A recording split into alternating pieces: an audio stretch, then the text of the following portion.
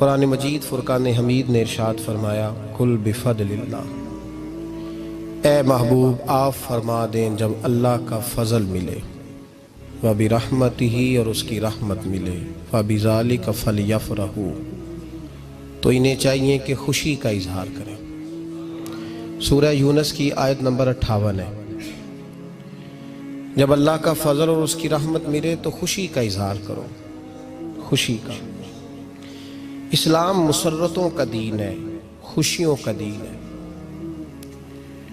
نبی پاک سید عالم صلی اللہ تعالی علیہ وسلم کی مسکراہٹ کے اندر وہ حسن تھا کہ کائنات ساری حضور کی مسکراہٹ کی وجہ سے ہی مسکرا رہی ہے۔ حضرت جریر ابن عبداللہ رضی اللہ تعالیٰ عنہ حضور کے صحابی ہیں، وہ فرماتے ہیں کہ جب حضور مدینہ طیبہ تشریف لائے تو میں ملاقات کے لیے حاضر ہوا۔ پہلے دن میں حضور سے ملا تو نبی پاک مسکرا رہے تھے۔ پھر 10 سال میں حضور کو دیکھتا رہا۔ اور حضور کے وصال سے چند دن پہلے میری جو آخری ملاقات ہوئی تو اس میں بھی میں نے اپنے نبی کو مسکراتے ہی دیکھا ہے۔ اور فاضل بریلوی رحمۃ اللہ تعالیٰ علیہ نے تو اس تخیل کا اور رنگ میں لیا ہے۔ وہ کہتے ہیں حضور کے مسکرانے سے ہی دنیا مسکراتی ہے۔ فرماتے ہیں جس کی تسکی سے روتے ہوئے ہنس پڑے۔ جب حضور ہلکا سا مسکراتے تھے تو رونے والوں کے دل بھی ٹھنڈے ہو جایا کرتے، غم زدہ لوگ مسکراتے تھے۔ حضور کی خوشیاں تقسیم کرتی تھی۔ نبی پاک صلی اللہ علیہ وسلم کا مسکرانا امت کے دلوں کو ٹھنڈا کرتا تھا۔ فرمایا جس کی تسکی سے روتے ہوئے ہنس پڑیں اس تبسم کی عادت پہ لاکھوں سلام۔ اور فرمایا یہ نہیں تھا کہ حضور بڑے تکلف سے مسکراتے تھے، حضور کی تو عادت تھی، اس تبسم کی عادت پہ لاکھوں سلام، مسکراتے رہنا، خوشی کا اظہار۔ اسلام بہت ساری چیزوں کا انسان کو پابند کرتا ہے، حدود و قیود میں رہنے کا حکم دیتا ہے۔ صحابہ کرام علیہم رضوان کے ہاں شادی کے موقع پر بارات لے کر کے جانے کا کوئی رواج نہیں تھا۔ حضرت عبد الرحمن ابن عوف رضی اللہ تعالیٰ عنہ جیسے مالدار لوگ بھی شادی کرتے ہیں تو نبی پاک کے بغیر بھی بارات چلی جاتی ہے۔ کوئی کانسیپٹ نہیں اس طرح کا کہ ڈھیروں بارات لے کے جائی جائے۔ حضرت عبد الرحمن ابن عوف کہتے ہیں میں حضور کی بارگاہ میں آیا تو سفید کپڑے پر پیلا زرد نشان تھا۔ حضور نے فرمایا کیا ہوا، یہ داغ کاہے کا؟ عرض کی حضور کل میں نے نکاح کیا تھا۔ تو محبوب نے جو ارشاد فرمایا اس میں فرمایا بڑی اچھی بات ہے، ولیمہ ضرور کرنا، چاہے ایک بکری ہی ذبح کرنا۔ بارات نہیں لے کے جائی جاتی تھی، ولیمے کا حکم دیا۔ اور بخاری میں نبی پاک نے یہ بھی فرمایا جب تمہیں کوئی ولیمے کی دعوت دے تو جایا کرو۔ اچھا، اب شادی کے موقع پر جو بارات لے کے جائی جاتی ہے تو اگرچہ حضور کی سنت نہیں لیکن اسے ہم حرام نہیں کہتے، اسے ہم ناجائز نہیں کہتے، ہم نہیں کہتے کہ یہ تو نے غلط کیا۔ اگرچہ لے جانا حضور سے ثابت اس مروجہ انداز میں ثابت نہیں، اس طرح ہمارے ہاں جاتے ہیں، لیکن ہم پھر بھی اسے ناجائز۔ کسی صحابی نے اپنے بچے کی شادی پر اپنے گھر میں لائٹنگ نہیں کرائی، لیکن آپ کو دنیا کا کوئی عالم یہ فتویٰ نہیں دے سکتا کہ لائٹنگ کرانا حرام ہے۔ آپ شادی کے موقع پہ ساری گلی سجا لو، آپ ساری چھتوں پہ لائٹنگ کرا لو، کوئی آدمی یہ آپ کو فتویٰ نہیں دے سکتا کہ شادی کے موقع پر لائٹنگ کرانا جائز نہیں۔ کبھی سنا ہے آپ نے کسی سے؟ بولیے، یہ جائز ہے، جائز پیسے ہیں تو ٹھیک، بلکہ میں اس سے آگے بڑھتا ہوں، اس سے تھوڑا اور آگے جاتا ہوں۔ حضرت عائشہ صدیقہ رضی اللہ تعالیٰ عنہ فرماتی ہیں میرا جو کمرہ تھا نا جس میں میں حضور کے ساتھ رہتی تھی اور ایک لمبا زندگی کا عرصہ گزارا، اس میں 3 آدمی سو سکتے تھے، چوتھے کے لیے جگہ ہی نہیں تھی، اور کچا تھا۔ کھجور کے تنے کھڑے کر کے اس پر کھجور کے پتوں کی چھت ڈالی گئی تھی۔ میں جب ہاتھ اٹھاتی تھی تو میرا ہاتھ اپنی چھت کو چھو جاتا تھا۔ یہ ہے سنت نبی پاک کی، یہ حضور کا طریقہ ہے۔ بتائیے پکے گھر میں، لینٹر والے گھر میں رہنا جائز کہ ناجائز؟ کیوں جی، حضور تو کچے مکان میں رہتے تھے، آپ نے کیسے پکا بنا لیا؟ اللہ کی محبوب علی دین کو اس کی اصل بات میں سمجھیں۔ آپ ایسا نہ کریں جس میں انتشار اور امت تقسیم ہو، اس کا اصل مزاج دیکھیں۔ مہندی کے موقع پہ اگر کوئی آدمی 6 دیگیں دال چاول کی پکاتا ہے تو منع نہیں، جائز پیسوں سے پکائے۔ انہیں لائٹنگ لگوائی، کوئی منع نہیں، سارے محلے کو کھانا کھلایا، کوئی منع نہیں، بلکہ نبی پاک نے فرمایا بہترین مسلمان ہی وہ ہے جو سلام پہلے لے اور روٹی زیادہ کھلائے، تو بہترین مسلمان ہے۔ ناجائز کیا ہے؟ ناجائز ہے شادی کے موقع پر بینڈ باجا بجانا، اس میں رقص کرنا، اس میں بھنگڑے ڈالنا، عورتوں مردوں کا اختلاط ہونا، عورتوں کی مووی بنانا، یہ چیزیں ناجائز ہیں۔ تو جو ناجائز ہے اس پہ پابندی لگائی جائے گی، جو جائز ہے اس کے بارے میں یہ کہا جائے گا کہ بھائی احتیاط کی جائے، سنت کی طرف دیکھا جائے تو بہتر یہی ہے۔ لیکن اگر کوئی کسی آدمی کے پاس جائز پیسے ہوں، وہ 100 کنال کے گھر میں رہے، اگرچہ سنت یہ نہیں، اور یہ تو کوئی فتویٰ نہیں نہ دے سکتا کہ حرام ہے تیرا 100 کنال کے گھر میں رہنا، کہ ہے فتویٰ کہیں آپ نے سنا؟ تو ہمارے ہاں تکلیف کا معاملہ یہ ہے۔ دیکھیں میرے بھائی، کسی بھی صحابی نے، بڑے درد کے ساتھ بات کر رہا ہوں اور یہ میرا درد ہے، میں درد سے اپنے دل کو، اپنے ایمان کو حاضر ناظر کہہ کے بات کر رہا ہوں۔ امت بٹ جاتی ہے ہر موقع پہ یار، ہر جگہ ہی تقسیم ہو رہی ہے امت مسلمہ، ہر روز کچھ نہ کچھ فتوے ایسے مل جاتے ہیں جس میں دراڑیں پڑتی ہیں۔ کسی صحابی نے کسی مسجد کے اندر اشتہار چھپوا کے، اعلان کرا کے درس قرآن کرایا ہے کبھی؟ سیرت النبی کا جلسہ، ختم بخاری، مدرسے کا دستار فضیلت کا جلسہ، آپ نے اشتہار پڑھے ہیں نا یہ سارے مکاتب فکر کے، ہوتے ہیں کہ نہیں ہوتے؟ کسی صحابی نے اس طرح، وہ تو روز درس قرآن دیتے تھے، لیکن اس طرح اشتہار چھپوا کے، پوسٹر لگا کے، اور مصر سے کسی صحابی کو اسپیشل بلوا کے یا یمن سے بلوا کے مسجد کے اندر کبھی درس قرآن کے اجتماعات کرائے، سیرت النبی کے جلسے، ختم بخاری کے؟ او بھائی یہ ساری چیزیں حضور کے صحابہ کی سنت سے مروجہ انداز میں ثابت نہیں۔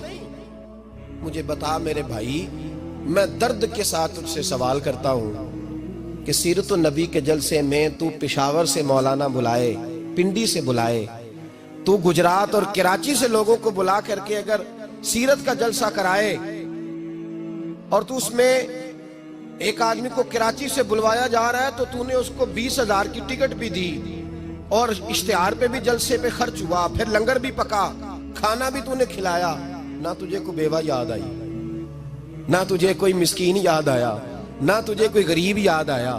حالانکہ کہنا چاہیے تھا نا یہ جو ₹1,00,000 لگ رہا ہے کسی بیوہ کی خدمت کر دینی چاہیے، یتیم کو دے دینا چاہیے۔ درد کے ساتھ بات کر۔ سوال میرا یہ ہے کہ وہی کام جو سیرت کے جلسے میں ہوتے ہیں، پہلے تلاوت ہوتی ہے، پھر نعت ہوتی ہے، پھر کسی عالم کا بیان ہوتا ہے، وہی کام صرف نام بدل کے کیا جائے، عید میلاد النبی نام رکھا جائے صلی اللہ علیہ وسلم۔ یہ میں آپ کے ذہنوں پہ دستک دے رہا ہوں، تقریر نہیں کر رہا، صرف دستک دے رہا ہوں۔ او بھائی دیکھو، ایک آدمی وہی کام نام بدل کے کرے تو جائز ہے، اور اگر اس میں نبی پاک کے میلاد کا نام رکھ لیا جائے یا نعت کا نام رکھ لیا جائے تو پھر مجھے اجازت دے میں تجھ سے سوال کروں کہ صرف تجھے حضور کی تعریف پوری لگتی ہے؟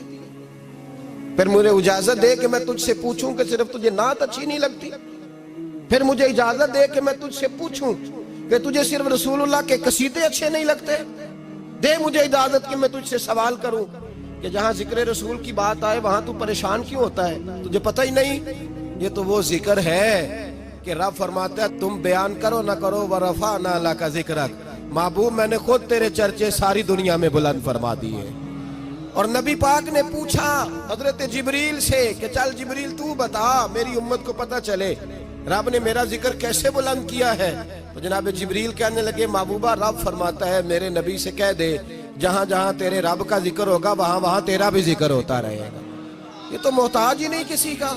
اتنی جلدی لوگ بپھرتے ہیں۔ اللہ فرماتا ہے قل بفضل اللہ وبرحمتہ فبذلک فلیفرحوا، محبوب ان سے کہہ دو جب اللہ کا فضل ملے، جب اللہ کی رحمت ملے تو خوشی مناؤ۔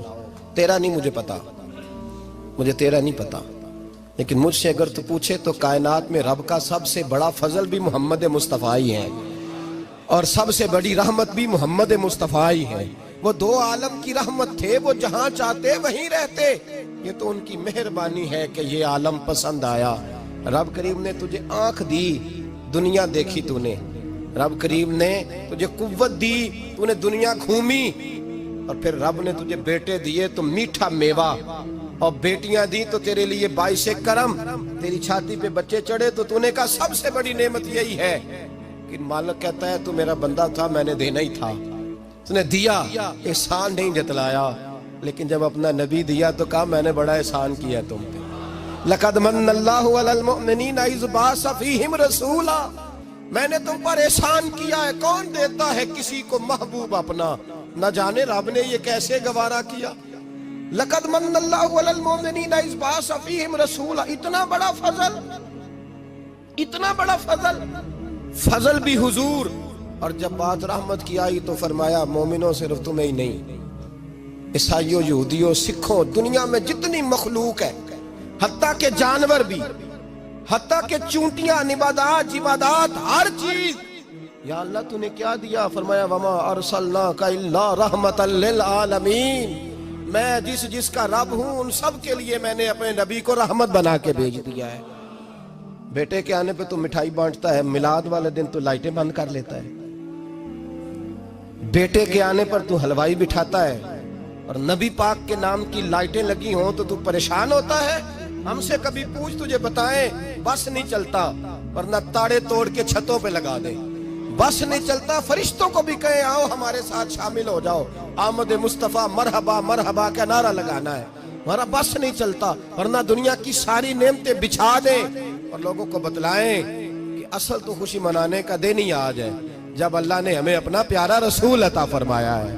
اور ہمارے امام تو کہتا ہے میلاد نہ کر، ہمارے امام نے تو کہا حشر تک ڈالیں گے ہم، حشر تک، یہ 2-4 دن کا تو پروگرام ہی نہیں ہمارا، حشر تک ڈالیں گے ہم پیدائش مولا کی دھوم، اور مثل فارس نجد کے کلے گراتے جائیں گے، خاک ہو جائیں عدو جل کر مگر ہم تو رضا، دم میں جب تک دم ہے ذکر ان کا سناتے جائیں۔ ہمارا تو 1-2 دن کا پروگرام ہی نہیں۔ اور پھر سنو کتنی بڑی نعمت ہے۔ حضرت عباس سے کسی نے کہا تھا اللہ کی سب سے بڑی نعمت، تو بخاری اٹھانا، فرمانے لگے محمد نعمت اللہ، بخاری ہے بخاری، فرمایا محمد اللہ کی سب سے بڑی نعمت ہے۔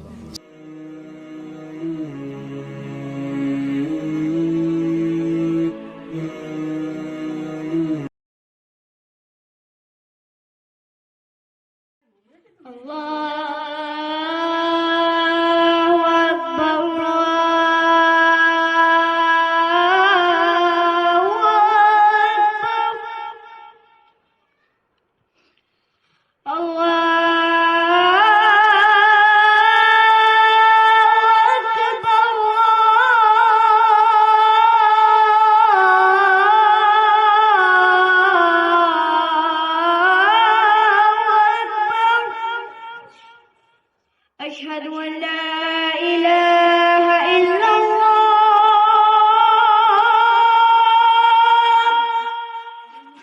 أشهد أن لا إله إلا الله